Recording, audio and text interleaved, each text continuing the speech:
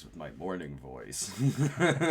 We're here for a, it says early access screening, and that we saw an advanced screening of this movie, and also we did wake up a little early. Well, actually, I didn't really wake up that early necessarily. It's just that I got in super late last night.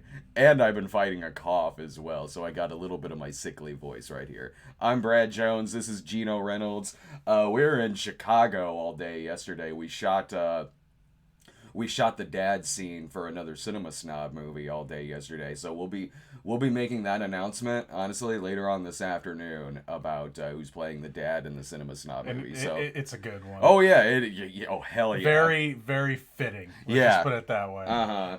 So so keep an eye on that. We'll be making that announcement later on. So we just got one movie today to talk about. And it's, like I said, it's one we actually went to go see last Monday. But even though we just got one movie, there's probably a lot we can say about it. Yeah. We've got Dark Phoenix, which opens in Thursday night screenings tonight and goes everywhere else tomorrow. And while you're at it, go ahead and subscribe to our YouTube channel at youtube.com/Stoned Gremlin Productions. Also follow us on Twitter as well. And what's your channel link? It's the real Geno, REELGENO. Excellent. So yeah, throw us subscriptions there. If you're not doing anything this weekend, we're going to be guests at Indie PopCon all weekend long. That is, I believe, the 7th through the 9th. That's in Indianapolis. We're going to be there all this weekend. We'll have plenty of our DVDs, plenty of stuff to sign. So come see us in Indianapolis this weekend. Plus, in a couple of weeks, we're going to be doing Planet FunkCon as well. So go to planetfunkcon.com to check that out. That's going on in Iowa here in 2 weeks. And speaking of our movie, we're still doing some post-production things, raising a little bit of funds just to help with various different things in post-production for the movie. We've still got that going on. That's over on our GoFundMe page. I'll put up a little link in the description. There are a couple of movies out this weekend other than Dark Phoenix. Well, there's Dark Phoenix. Also, Secret Life of Pets, which we had an early review for a week or so ago. So if you also want to see our review for Secret Life of Pets, that's public now as well. And since the movie will be coming out tomorrow, you can watch our review and avoid spoilers, even though we didn't spoil anything about that movie. I don't think we spoiled I don't know, maybe we spoiled one or two of its 5 million plot lines it had going on in it. And please give a watch to our recent Cinema Snob episode. We did one on this crazy 1971 exploitation flick from the director of A Ton of Grass Goes to Pot, The Zodiac Killer. Definitely check this out. I had a blast doing this episode. I had a lot of fun spotlighting this movie on the show. So please like that, share it, pass it around, give it a watch, because those man, that might be my favorite one this year. So before we get into the review, let's go ahead and take a look at a clip right here from the upcoming Dark Phoenix film. Stay out of my way. I'm sorry for what she did, but I can't let you go in there. You're always sorry, Charles, and there's always a speech. Damn it, man, your homeland will be gone. Everything you care about. Save it. Don't do this, Eric. The girl dies. Also, contribute to our Super Chat as well, and like always, we'll be reading Super Chat questions, or reading Super Chat messages, answering Super Chat questions at the end of the review. So we actually went to go see this on Monday. We were at actually did a lot of traveling this week. We went to St. Louis on Monday to a press screening for this movie. Was in Chicago yesterday, shooting the last big scene for the movie. Got Indie PopCon coming up this weekend, so I'll be going there. I'll be heading to Indianapolis tomorrow. So we actually couldn't review the movie on Monday, though, even though we were talking about it a lot on the ride home. It gave us plenty to chat about. Oh, yeah. Mm-hmm. No, it did. It certainly did. So there was an embargo for this film. Since I was gone yesterday, we waited until this morning so we could still technically have it up early. Otherwise, it'd be tomorrow night when we'd be reviewing it. But we wanted to get this up at least a little bit early. Anyway, we went to this press screening for the movie. Embargo was on Wednesday, which is really the last thing they should have done for this movie, because this is the type of movie that each day that goes by, having seen this film, Dark Phoenix, each day that goes by, the worse and worse this movie is.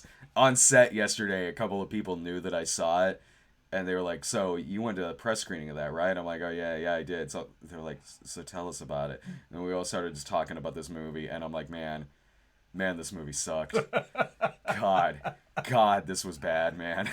Like, when it was over, since I had just seen the movie, when the film was over, I was thinking a lot of things. I mean, yeah, I was thinking like, well, that really wasn't very good at all. But you would ask, like, what was better, this or the last time they did the Dark Phoenix saga on film, which was X-Men: The Last Stand. And at the time, I was like, I'm going to have to think about that for a little bit, because I just saw this movie. But I'm going to say right now, like, oh yeah, like this, for all that's going into this movie, in which, like, oh no, we're, I guess, going to try to kind of, I don't know, sort of maybe do it right this time, or do it some justice, at least better than 2006's X-Men Last Stand. Oh no, this is way worse. Like, this is, first of all, what do you expect when you have even the same writer as that movie? Like, I mean, I know that there was a lot of behind the scenes stuff involving productions that went on with both this film and that film as well. Especially the first one. Especially X-Men: The Last Stand, certainly. And I know that, like, the writer and director of this film, Simon Kinberg, wrote and directed this film, and he's produced most of this movies, I believe, and written and produced a lot of other Fox Marvel movies. Some good, some not so good. But I don't know, man, when you've already been attached as writer the first time out that they tried doing this story, I don't know. Just count the odds and maybe bring someone else in on this. Well, you know, I'm a firm believer in second chances, but this is making me rethink things. Sure. I mean, both the movies did some things right and did some things wrong. Granted, the list is small of right things on both of them. What I can think of some things Last Stand did right, in the sense that you felt at least a lot more ambition with that film than you did with this film. At least there's points in Last Stand where it goes bug nuts through the thing. Yeah. At least you kind of have Wolverine there, Hugh Jackman, to kind of carry a lot of it. There were certain things to carry certain portions of that movie. No, it's not one of the best ones of the series. I wouldn't put it as the worst. Certainly not one of the best by far. Yeah, I can think of some things about that movie that are fine, or I could say positive things about. I'm genuinely curious what was one of the good things about this movie. For me, even though there was no real emotional weight behind them, the two big action scenes I at least kind of enjoyed. Sure. You've kind of seen it in the trailer, the train fight near the end of the movie, and the fight in the street. The action was fine. I've seen better. Certainly. But I enjoyed the action. I liked some of the effects, especially when they're using like Nightcrawler and things like that. They're just little things like that. But if you're looking for any emotional weight in this movie, none. No, there's like I showed a clip of this movie, which was a clip between James McAvoy and Michael Fassbender. It was probably important that I show that clip, in the sense they at least feel like the only two people in this movie who showed up to do their job. Yeah. I don't even know how much they really wanted to be in this movie necessarily, but they're at least better at sleepwalking through it than some other people are. This is a movie that, from how it's shot, to how it's edited, to how it's written, to how the actors are on screen, to the story points, to the dramatic scenes and stuff like that, there's nothing about this movie that feels like anyone wants any part of this film. This feels so contractually obligated, hardcore. People are just showing up and going through the motions with this thing. They're there because they have to be there. There's no sense of style in this movie. There's no real performance that necessarily stands out, other than Fassbender and McAvoy certainly have a natural charisma to them. Like, they have things about them that draw you to whenever they're on screen, no matter what the movie is, good or bad. But there's a lot of other actors in this film where it's like, wow, they're you can see it in their head that they're just thinking about what they want to do instead of this. I'm not even talking about necessarily a movie, really. Just anything they would rather be doing than this film. Having a tuna sandwich, having some crab cakes. There's a new peanut butter shake over at Steak and Shake right now. Let's give that a try. That may be better than having any part of this film. Yeah, McAvoy and Fassbender, we've been with them since First Class. Yeah. And granted, Apocalypse tried to have some weight with those characters. It did. The movie was garbage. Yeah. But this one, even them trying, at least doing their job, wasn't going to save anything. I mean, we all know Jennifer Lawrence didn't want to do these movies after, the second one? Probably. I mean, that felt the case with Apocalypse. Apocalypse was better than this. Apocalypse, you could at least tell they were trying with that movie. It wasn't a very good movie. It was forgettable as all hell. Apocalypse felt like, I don't know, it felt less like an X-Men movie and more like the most big budget, fan film ever made. Every scene with Apocalypse felt like Comic-Con because all he was doing was giving everyone costumes. You're right. Yeah, exactly. Him, it's like Psylocke in that film. Here's your new costume. Yeah, I know. A lot of it felt like it wasn't even a fan film of X-Men. It felt like a Power Rangers, big budget, little fan movie that they're doing. Here comes the Ivan Ooze comments. I can just feel it now. Pretty much, man. So a lot of people were making that Ivan Ooze comparison when the movie came out, but I'm not a Power Rangers guy, so I didn't really know. I was like, okay, I'll have to take your word for it. Recently, I was on an episode of Tamara's Never Seen, and it was on the Power Rangers movie, and in that, I was like, okay, I get it now. I understand. I totally see what you're talking about. This movie, when this movie ended, I leaned over to you and went, this movie just felt dated. It felt wildly dated. And not even because of when the movie's taking place, which I'll get to that in a second. But this felt, I looked over at you and went wow, I just sat through the most mediocre superhero movie of 2005. It looks, feels exactly like some kind of lost, bad superhero movie from around when Rise of the Silver Surfer came out. That era, really.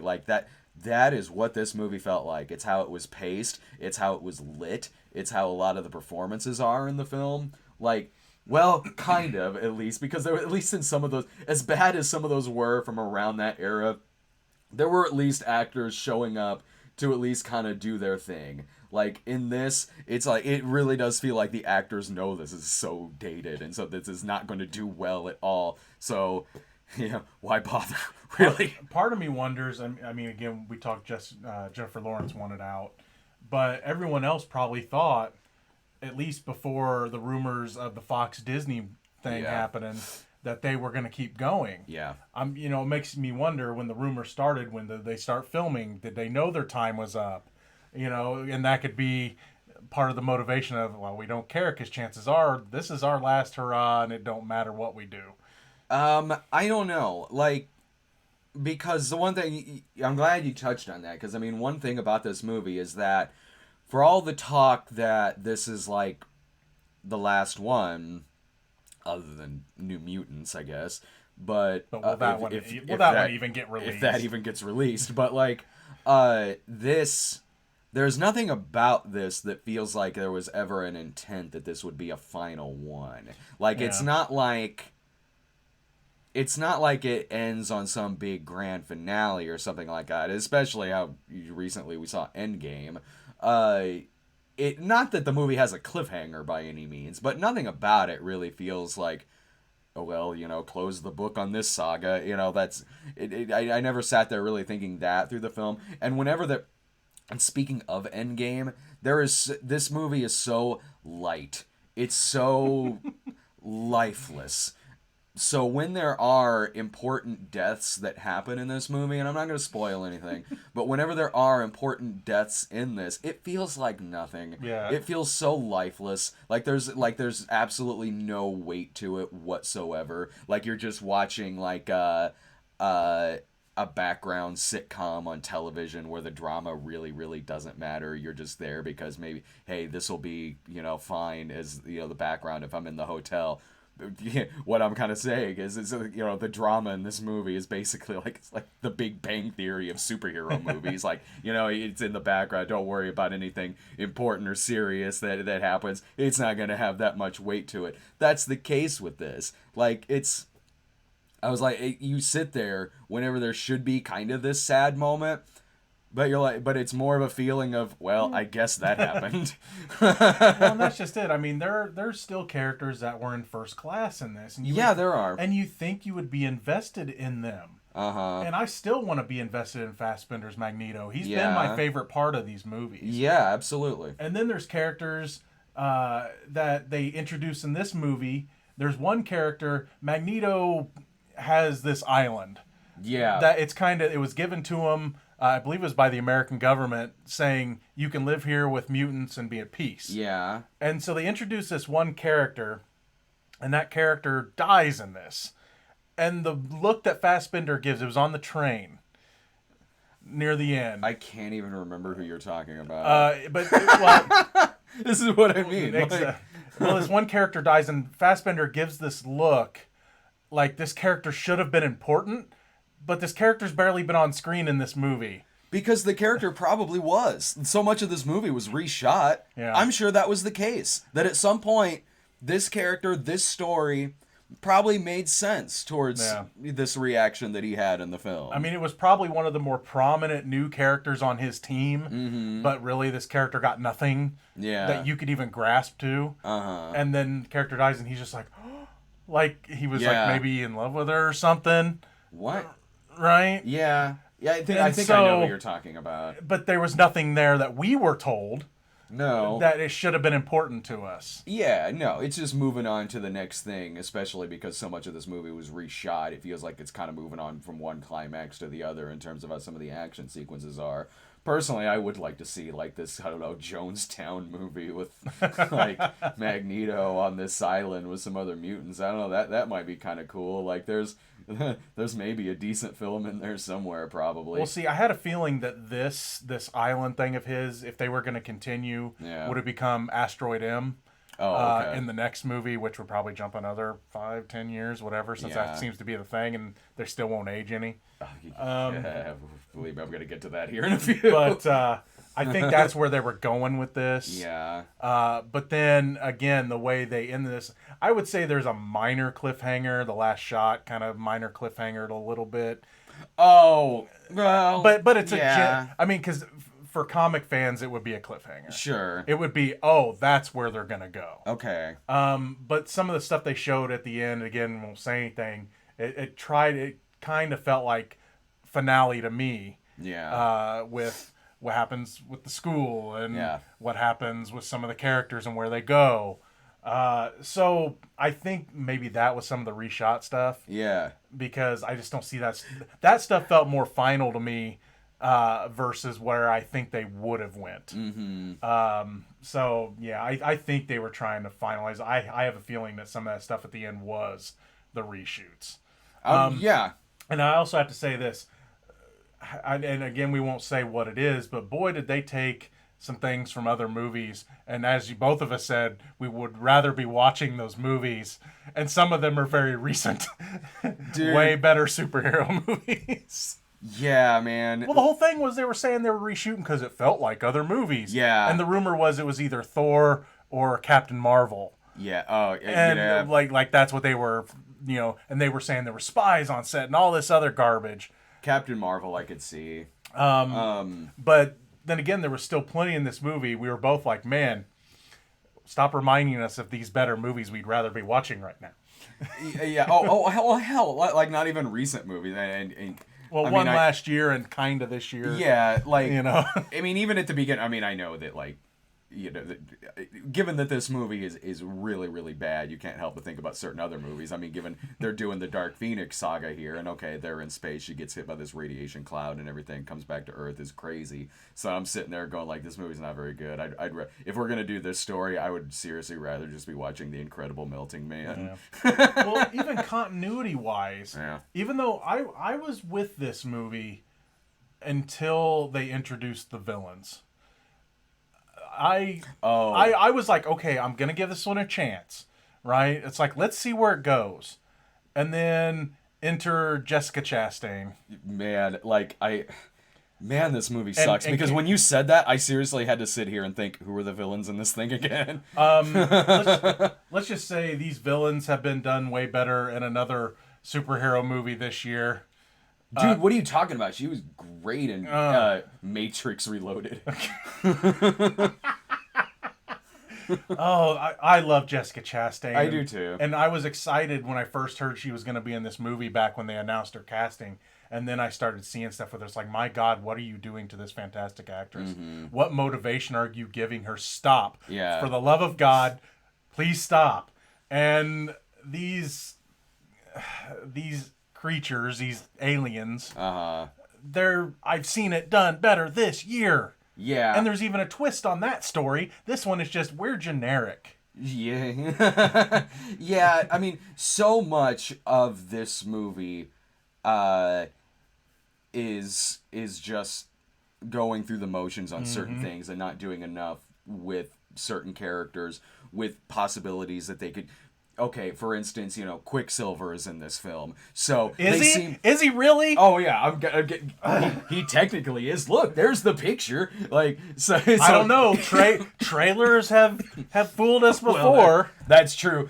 Kim Basinger was not in the third 50 Shades movie, but she's in the trailer. No, okay. So that when they're writing this movie, they're like, well, we're kind of in a corner here. We seem to have kind of set it up that maybe the easiest one that could probably take out this threat would arguably be Quicksilver. So, I don't know, let's just have him get conked in the head at one point, basically, and just kind of be unconscious through the rest of the movie. And they don't do what they did in Apocalypse and Days of Future Past, where it's Days of Future Past, the time in a bottle scene, where it's, the slow motion, him going through and doing that sequence. They did that with Sweet Dreams and Apocalypse. They don't do it here, and part of me can see why, in the sense of okay, that was kind of criticized with Apocalypse. It probably would be here too, where it's okay, where you're just kind of falling back on that again. But with that being said, that should have been in this movie, because it would have there would have been at least one sequence where some kind of life would be brought to this thing. And he is really good as I like Evan Peters, and he is really good as this character. And he's wasted in this film because they got to basically just have him be unconscious through about 80% of it. Well, that's just it. We were talking on the way home. If you would have asked me who was going to be a better Quicksilver between Aaron Johnson and him, I'd have said Aaron Johnson. And then, of course, he didn't get to do much or be very good, and he's done fantastic. Evan Peters is great in these movies. It's just so, it's sad. It's genuinely depressing to see where it started with this series of movies, like First Class, and where it went, and how it's ended up here. It's... God, I mean, it's more depressing than jumping from Superman the movie to Superman 4, The Quest for Peace, because at least Quest for Peace is kind of campy bad. Yeah. You at least get to, you at least get to see some crazy stuff in that movie, from the effects of the film to, the thing being held by Superman's strand of hair and him just flying through space with a woman who can breathe perfectly fine. There's at least some hilarity to that movie. Yeah. This is just, it's in here, out here. It is just a nothing, unambitious film. Yeah. It's depressingly unambitious from how it started with Matthew Vaughn's movie with these characters. And this movie, it takes place in 1992. The third one, or Apocalypse, was sometime in the 80s. Days of Future Past, 70s. First Class, of course, 1960s. And they do nothing with that. It's such a it's such a lifeless movie, and there is part of me that is at least okay, like, maybe I can, like, let me, like, play devil's advocate in the sense of, like, okay, maybe in theory, maybe that's not depressing. Like, maybe in theory, like, I can see that to where, like, they're not going into, like, a big nostalgia trip with it. It's not like Jean Grey shows up and she's playing a Game Boy for no reason. Like, it's not like there's a lot of stuff on the soundtrack to throw back to 1992. It's not doing Captain Marvel. It's not, there's not a lot of 90s references or 90s tones really or anything like that.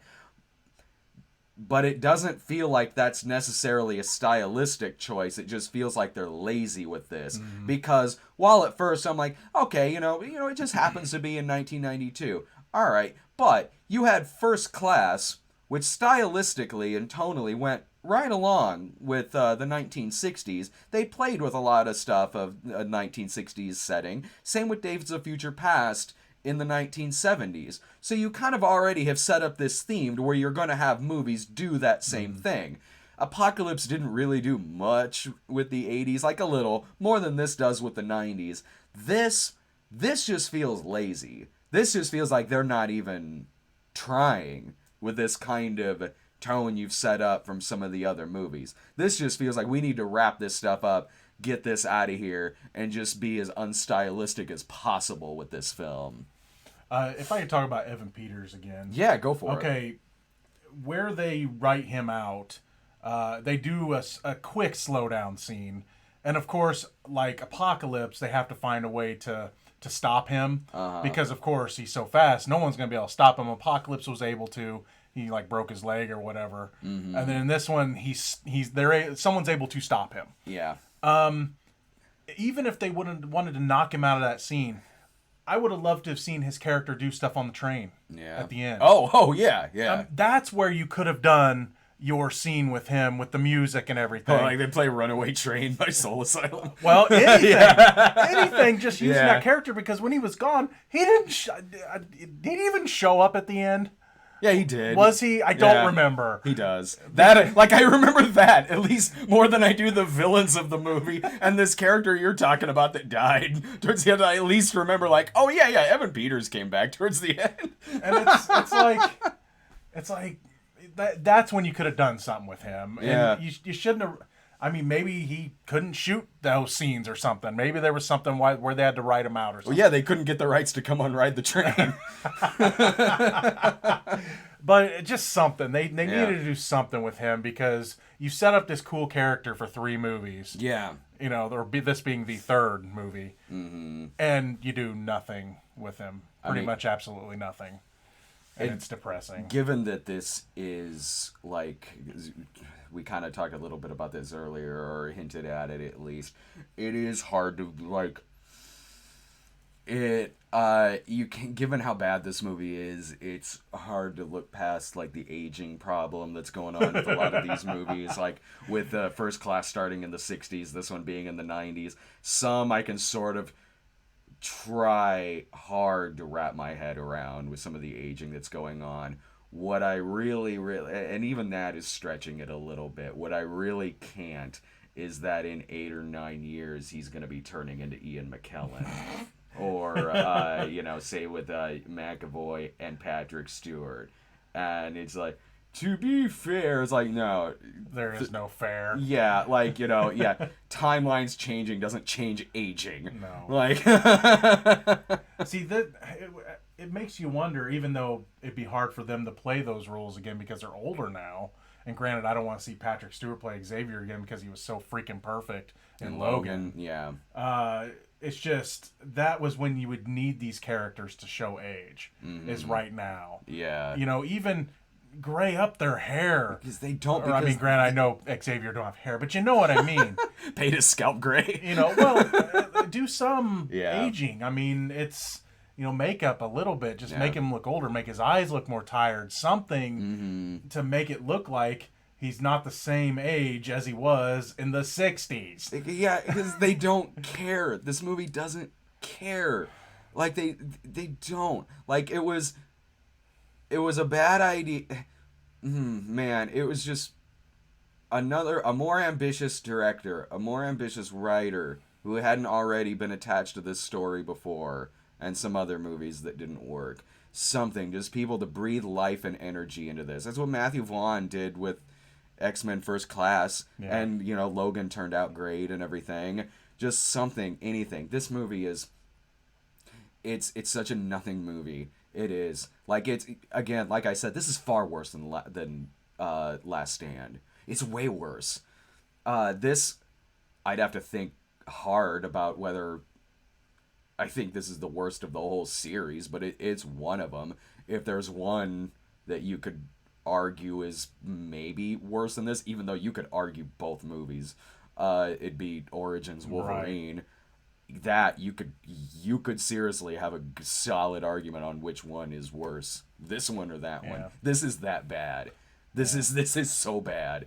Well, even from a continuity standpoint, it's bad because okay, at the beginning of this movie, they go up into space to help NASA. They have a big shuttle problem, and they go up and save these astronauts. Yeah. From an anomaly, which we all know what the anomaly is. Mm-hmm.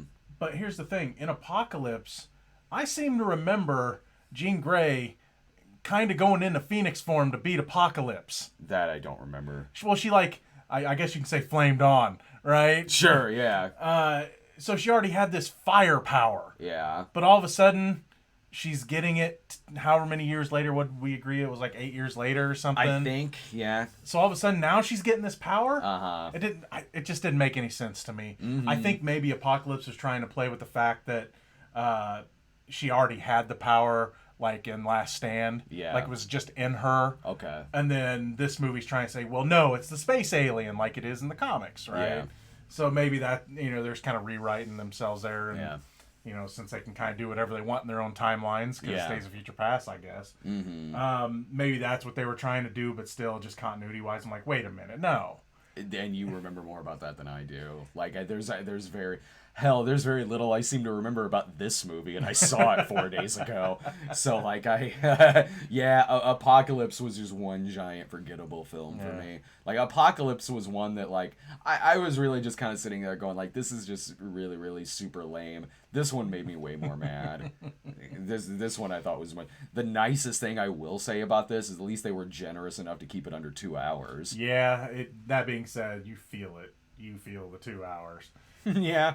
And I will say this, even though this has happened at press screens for, especially Fox ones, even though Fox is Disney now, we had no after credit scene. Yeah. But it doesn't mean they won't put one on in the theaters. Yeah. So, I mean, there is that. I mean, watch it if you dare. But I like how they had to restart the movie again. So, okay, we go to a press... we go to a press screening of this movie. So it's us and other critics in there. And, it was fairly crowded in there. And you were I don't go to a lot of press screenings, really. They don't do a lot here in Springfield. So you got more stories about that than I do. So with this, I was kind of waiting for a story to happen. Like, oh, what's going to happen that's going to be, like, really obnoxious or something. Nothing terribly bad happened in this, but the movie did start like 15 minutes sooner than it should have, and we were sitting there like, oh, well, I guess we're doing this now. And it was like maybe not even 5 minutes in, and they realized it and had to take it back. Oh, we were kind of happy because it's like, all right, fine, let's get this thing going. I know. I'm like, we can get back earlier. Yeah. I'm like, yeah, we're sitting there like, well, if the movie itself isn't going to obey an embargo, why should I? It's starting much sooner than it should. There was a guy next to me who kept rubbing lotion on his arms throughout the whole movie. I don't know if you heard that. I'm like, well, I guess I can think of one guy in this movie who's liking it. Oh God, I love radiation in space. He was just sitting there, like, just hear this the whole time. And then I finally looked over at him, and like, then he just started deep throating his Slurpee. Like, what paper do you write for? Lotion Times. I give this movie 4 out of 5 Dove lotions. Well, when they started early, some of the people walk in and were like, "Whoa, wait, what time is it? It's not supposed to start right." It's like, okay, calm down. Yeah. Just go say something. Yeah. Maybe they were just testing it. Whatever. That's happened before. But, man, the overreactions to stuff like that. Well, I wasn't in the room yet. Why did it start? You know, Like, dude, of course they're gonna bring the movie back. Like, I've seen them rewind movies for a half hour because the 3D kicked off. Like, yeah, trust me, they're gonna take the movie back 5 minutes. Thank God it was just 5 minutes. It's like, trust me, I've been to movies, some of these screenings where it took them 27 times to get the movie going. Yeah. You know, they're gonna fix it. You're gonna get to see the movie. Calm down. You know? It's like, Yeah. It's like you get to see the movie for free and write Right. about it for a living. Yeah. I don't know. Plus, you gotta wait till Wednesday anyway. There's a Wednesday at midnight embargo on Something it. like that. Let's go ahead and get to our super chat questions. Yeah, overall, I really did not like this movie at all. I thought it was terrible. I thought it was unambitious. I thought it was just lazy. This is a lazy film with not an original bone in its body. I couldn't stand this movie.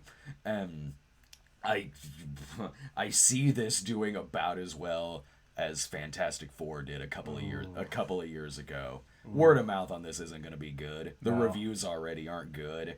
This isn't going to have any kind of lasting power. It'll probably get beat by the Pets movie over the weekend. I don't see this movie doing well. And the writer also worked on that Fantastic Four movie. Well, see, for me, it was I went into this going, please show me something where I'm hoping Disney will use these characters or something. Yeah. Where maybe we can right the ship from Apocalypse. Yeah. No. Disney, just start over. Look, as much as I like Michael Fassbender and a few of the other people in here, I'm happy there's not going to be any more Jennifer Lawrence Mystique. Well, I would like to see some of these actors get carried over. Well, I would. I would prefer but then that. people would see, as long as fans of Marvel wouldn't be like, well, they're all in the same universe now. No, I mean, if Fassbender was Magneto still, I'd be cool with that. Yeah. But you need to figure out how to write that into the Marvel universe and not have to try to fit this Fox stuff in. I don't want to see parallel universe. No. I want to see Magneto has been in hiding or something like that, or mutants have been in hiding. And fine, if some of them are some of the actors from this movie, that's fine with me. Because I like some of the people. But They figure out some way to do it and have it make sense. It'd be I'm weird to all have a for second it. Quicksilver. Well, we've had. I could just go by the Terrence Howard, Don Cheadle rules. We've had, we went from Edward Norton to Mark Ruffalo. Sure. Yeah, but Aaron Taylor Johnson died. Whatever. It's fine. He's like. He walks in. I've been here the whole time, just in hiding. I've just been sis. very, very fast. By the way, meet our dad. Yeah. But I just want to see Disney. I mean, if they do carry over some actors, fine. But I don't want to see this universe anymore. Mm-hmm. But let me ask you this: since it's the same weekend, which would you, if you were forced to sit through one again? Is it Dark Phoenix or Pets? That's actually one of the super chat questions. Oh, lovely. We'll cover it I then. saw that pop up a second ago. I think it was a super chat question at least. So, all right, let's get to some of these super chats here. Thank you so much, everyone. If you want to get your comments or questions in to be read and answered here, please, take advantage of the super chat. So, thank you, Theta Sakana, for your donation to our super chat. Mikhail Mansbridge says, have some Canuck bucks to cure that cough. Thank you so much. That would be, although I do kind of, sometimes I kind of like my sick voice. I gotta record a snob episode later on, so you might be getting a very, very throaty snob episode, and not because, well, it's not gonna be a porn episode, but a little throatier than even a porn episode. Young Kubrick says it's as bad as they say New Mutants is screwed. You know what? Like, given I don't see, like I said, I don't see this movie doing well, and I have a feeling that that's going to depend heavily on whether New Mutants goes to theater and whether it doesn't. Regardless of how that movie turns out, I don't know, that movie could turn out fine. I honestly didn't think the trailer was that bad when I saw the trailer 3 years ago. But with this movie, it won't surprise me if that ends up just going to streaming or something. Disney Plus, maybe. Yeah. Thank you, Moosey Goose, for your super chat. Nate Boy 64. Is it worse than Secret Life of Pets 2? They are bad in different ways. They are both just as they are both unambitious. This one, at least, it feels theatrical. I'll say that. Like, I mean, it's got a giant budget to it. You can see all the action sequence, the effects work on screen and everything. It's like, okay, yeah, this feels like it's, at the least, made with the intent of, like, yeah, this is going to be in theaters during the summer.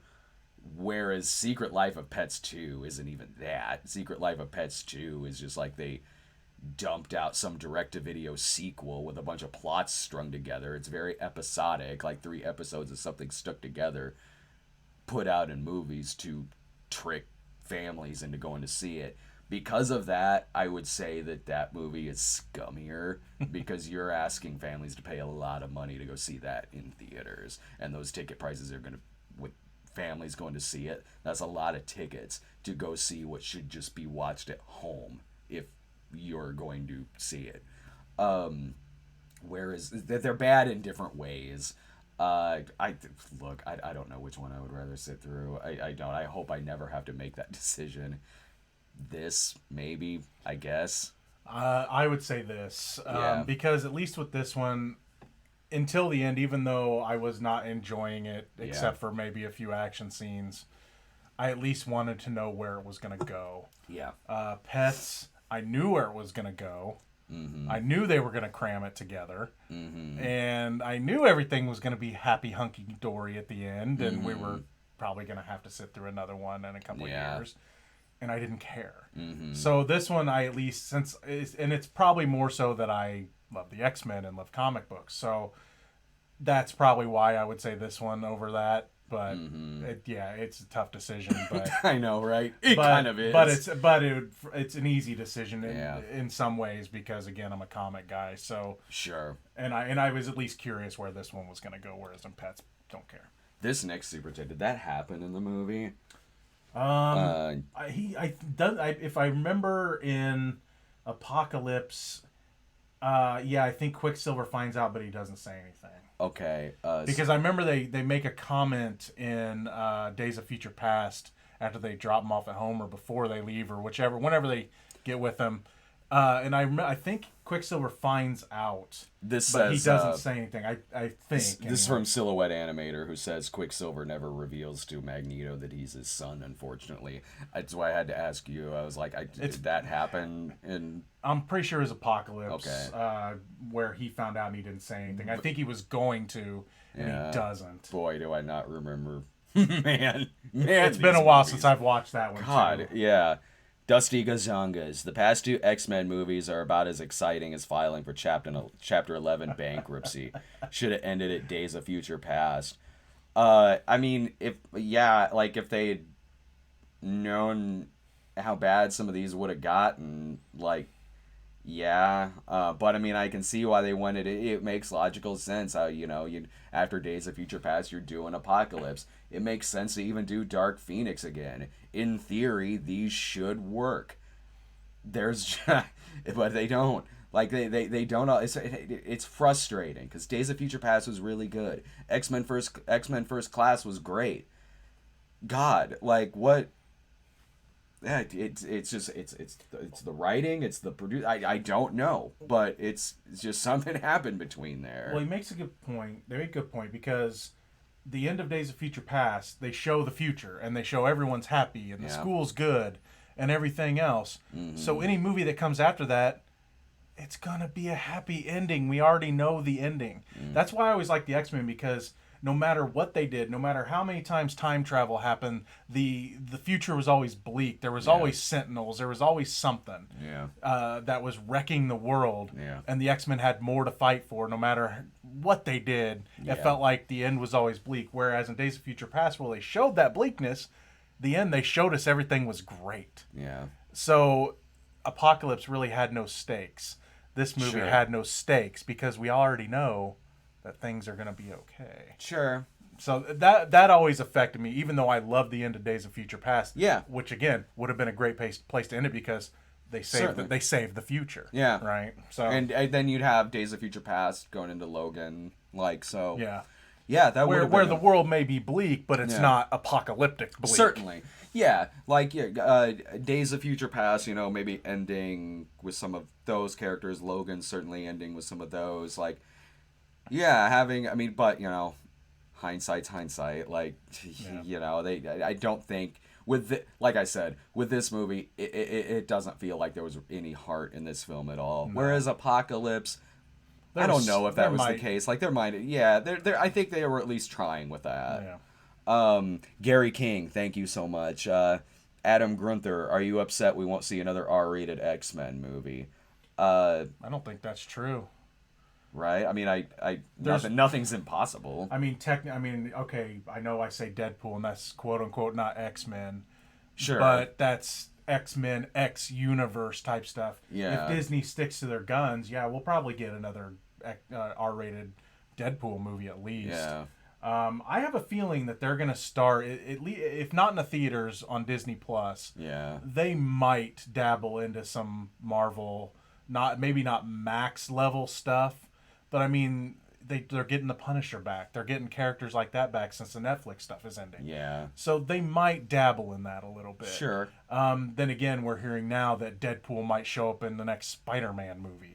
Really? Not this one coming up. Oh, okay. But even though you never know after credit scenes, right? Uh-huh. But they're saying that that's how they may introduce him, is going up against and also teaming up with Spider-Man. So, which kind of surprised me because I wouldn't think Disney'd want to give that to Sony, but then again, Yeah. Like I said, like nothing's I'm not gonna say it's impossible you wouldn't see another R-rated X-Men movie. Anything's possible, especially with how well Logan did.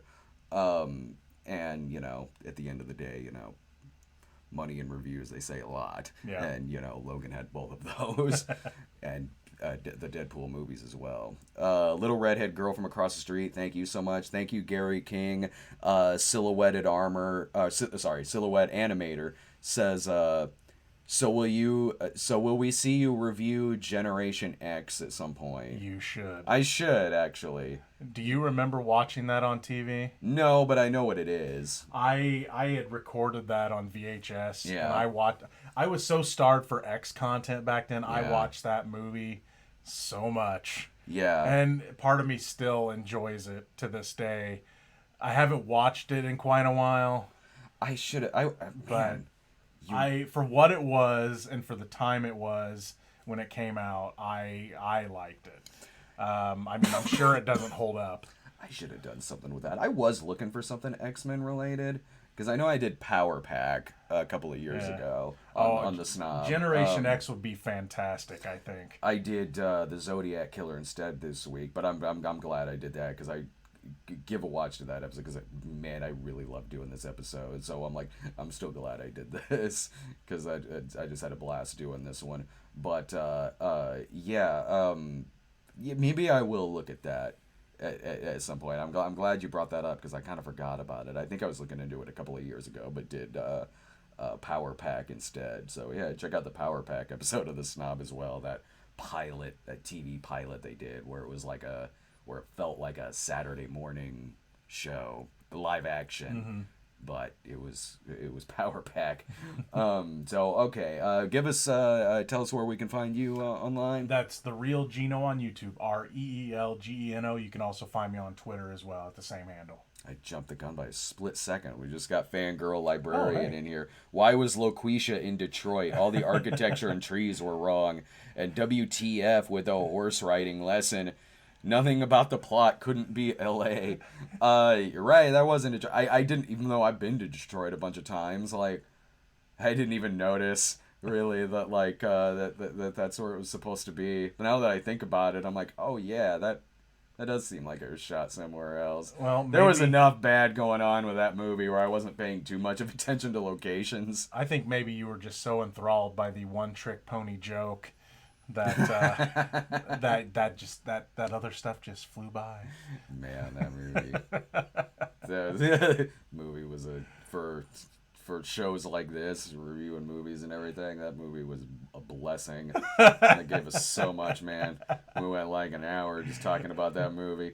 But all right, throw us a subscription youtube.com/Stoned Gremlin Productions. Also follow us on Twitter at The Cinema Snob. We also have our review posted as well for Secret Life of Pets 2. That's the other big movie that's out this weekend.